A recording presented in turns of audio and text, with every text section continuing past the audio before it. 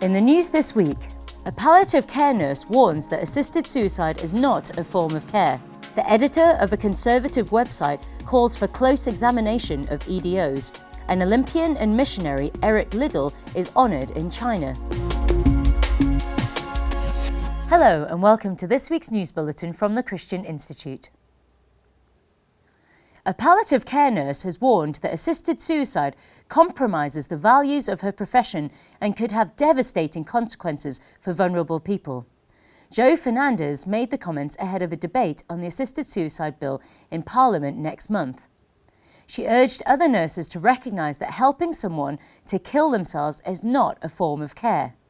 A nurse with a dual role in promoting living and dying well, meanwhile also helping to hasten death, could have serious consequences for his or her reputation as a trusted caregiver.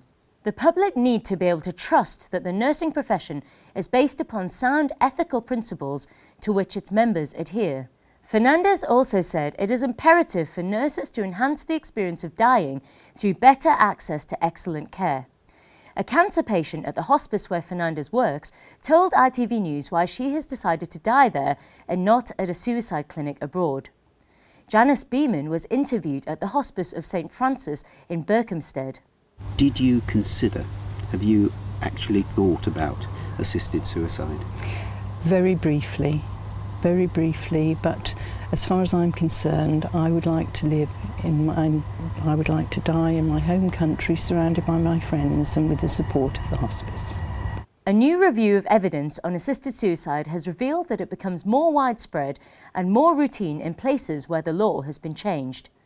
The review by the Anscombe Bioethics Centre also highlighted that medical opinion in the UK is consistently opposed to assisted suicide.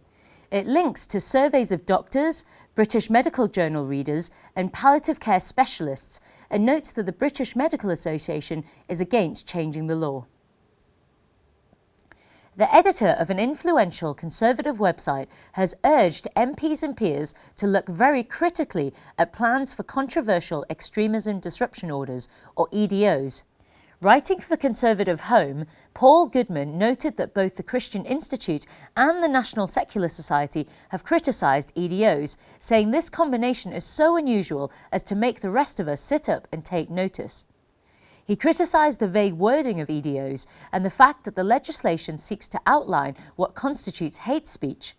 Is the Catholic teacher who tells her pupils the Church's view of marriage a homophobe?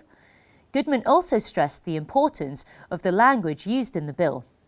Intentions are one thing, but words are another, and an Act of Parliament is made of words.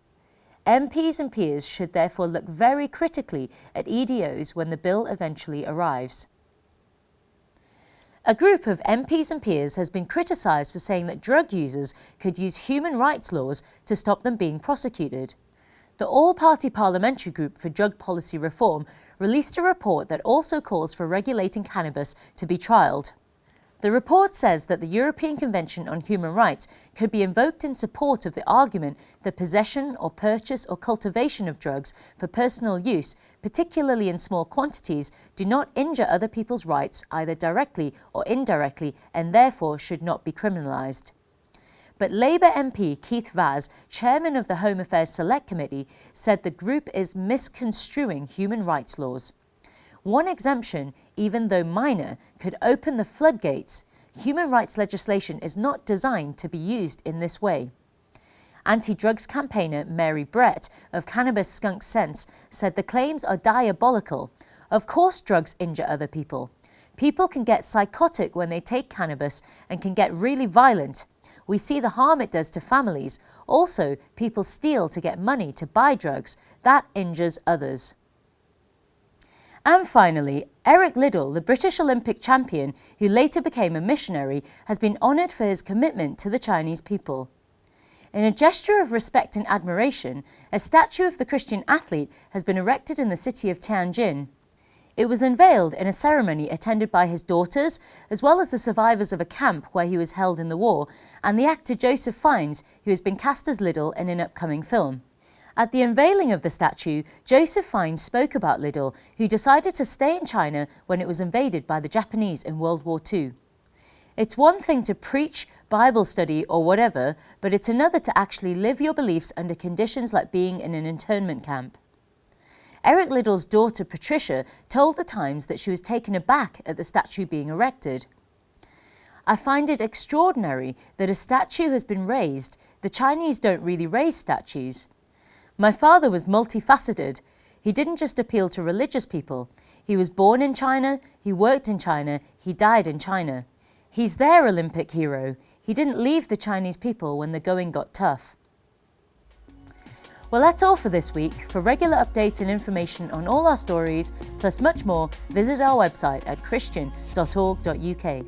Until next time, goodbye.